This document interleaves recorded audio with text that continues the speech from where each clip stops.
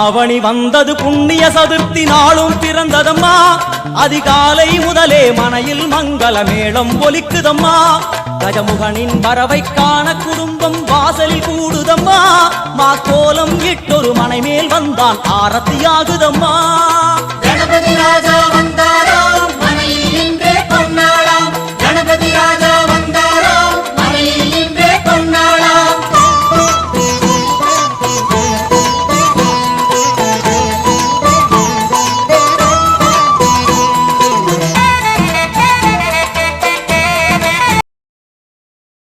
கோபுர தரிசனம் கோடி புண்ணியம் என்பது பழமொழி என்பதை விட அதை ஒரு வாழ்வியல் தத்துவமாய் கருதிட வேண்டும்.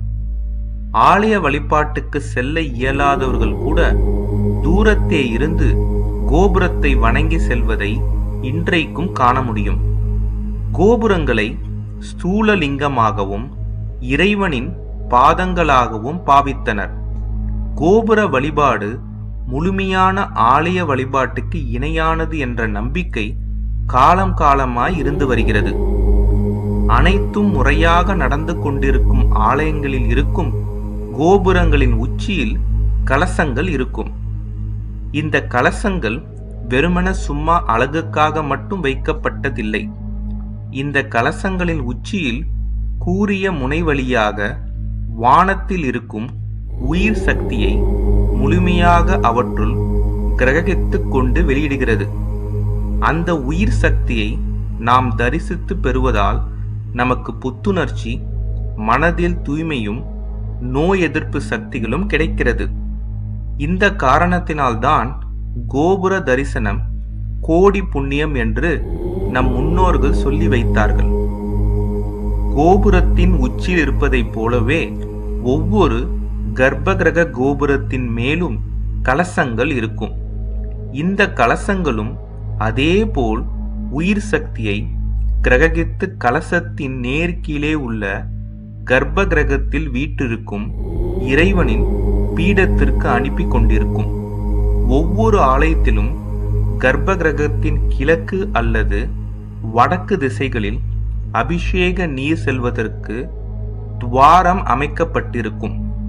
இந்த துவாரத்தின் வழியே செல்லும் அபிஷேக நீரிலும் உயிர் சக்தி கலந்து வெளிப்படுகிறது. அதனால்தான் அபிஷேக நீர் வெளிப்படும் இடத்தில் கோயிலை வலம் வரும்போது நாம் தொட்டு கண்களில் ஒற்றிக்கொள்கிறோம். அந்த சில நொடிகளில் நம் மீதும் உயிர் சக்தி பரவுகிறது. இது ஆன்மீக ரீதியிலான விளக்கம் மட்டுமல்ல, விஞ்ஞான ரீதியாகவும் இதை நிரூபித்து இருக்கிறார்கள். அப்படி தொடர்ந்து சக்திகள் வெளிப்பட்டு கொண்டிருக்கும் காரணத்தினால்தான் ஆலயங்களில் சிலைகளின் குறுக்கே செல்லக்கூடாது என்று சொல்லி வைத்தார்கள். எந்த கோயில் வேணாலும் நீ கட்டிடலாம். சிவனாலயம் கட்டுவது, சிவனாலய திருப்பணி செய்வது என்பது சாதாரண விஷயம் அல்ல. அவனை கும்பிடுறதுக்கே அவனுடைய அனுமதி வேணும்.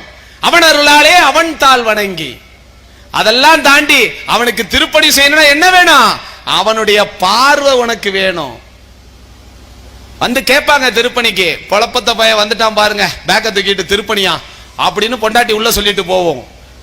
காதுல வாங்காத, அது ஊழ்வினை வந்து அவங்க மூலியமா நம்ம காதுல உறுத்தும். ஏன்னா நீ திருப்பணிக்கு பணம் கொடுத்துட்டீன்னா அவன் பாவம் அறுபட்டு போயிடும். இது சத்தியம். எப்படி இந்து தர்மத்துல ஒன்னே ஒண்ணுலதான் பாவம் அறுபடுகிறது, அது திருப்பணி என்கின்ற செயலில். அதனாலதான் பல செல்வந்தர்கள் வெளிநாட்டுக்கு போறான், கோடி கோடியா அள்ளி கொடுக்கறான். போய் தமிழ்நாட்டில் சிவாலயத்தை கட்டு. அவன் பைத்தியமா? கோடி கோடியா பணத்தை அள்ளி. நீ நினைச்சுட்டு இருக்க எங்க இருந்தோ ஒருத்தர் வந்தாரு, ஒரு அம்மா வந்தாங்க, 2 கோடிக்கு கோயிலை கட்டித்தரேன்ட்டு போயிட்டாங்க. நீ சந்தோஷப்பட்டுக்கிட்டு இருக்க. அந்த அம்மா உனக்கு கிடைக்கிற பாக்கியத்தை லாரி வச்சு அள்ளிட்டு போகுது.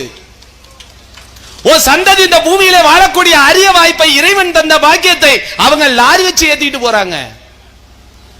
தர்ம சத்தியத்துக்காக பேருக்கு இல்லையா? இங்க தடுமாறுற ஊராயுது யாருகிட்ட இல்ல.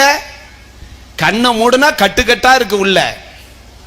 அக்கௌண்ட்ல போட்டது போக போடாது வேற இருப்பு இருக்கு. இதை மாத்த வேற முடியாதான். இந்த பணத்தை வச்சுட்டு என்ன செய்ய போற? என்னையா செய்ய போற? சத்தியமாக சொல்கின்றேன், உங்களுடைய சந்ததிகள் இந்த பூமியிலே வாழையடி வாழையாக 16 செல்வத்தோடு வாழ வேண்டும் என்று சொன்னால் இந்த ஆலயத்தையும் ஆலய சொத்தையும் சத்தியமாக நீங்கள் பாதுகாத்தே ஆக வேண்டும். இது யாருடைய கோயில்?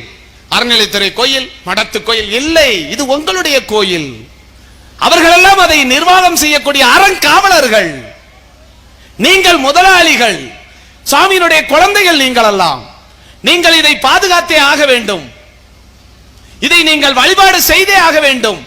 இந்த பகுதியில் இன்னைக்கு சொல்ற எழுதி வச்சுங்க.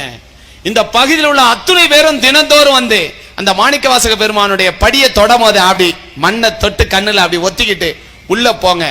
அடுத்த செகண்ட் சாமி கிட்ட போறதுக்கு முன்னாடி உங்க ஆத்மா அங்க போயிடும். சாமி கிட்ட உங்க ஆத்மாவோட சாமி பேசுவாரு. மறுநாள்ல இருந்து உங்களுக்கு சுபிச்சமே துன்பமே கிடையாது.